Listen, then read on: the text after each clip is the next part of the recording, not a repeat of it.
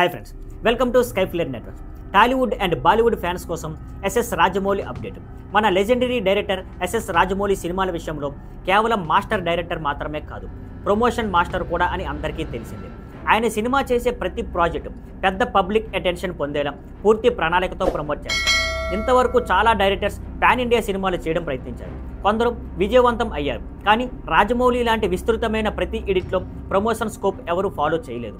Baahubali the epic ప్రమోషన్స్లో ఇది స్పష్టంగా చూపబడింది.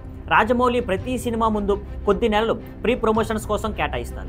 ఇప్పుడు బాహుబలి ది ఎపిక్ కోసం కూడా రిలీజ్కు ఒక నెల ముందే ప్రమోషన్ స్టార్ట్ అయ్యాయి.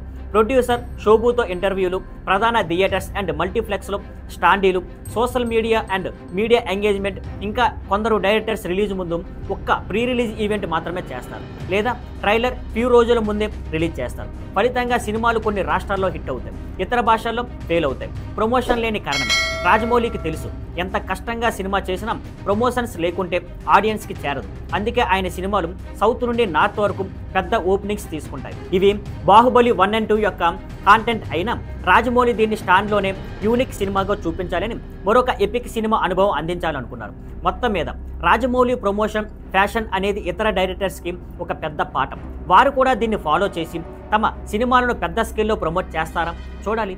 మరిన్ని సినీ విశేషాల కోసం మా ఛానల్ని ఫాలో అవ్వండి. See you on Skyflare networks. Thank you for watching. Please like, share and subscribe.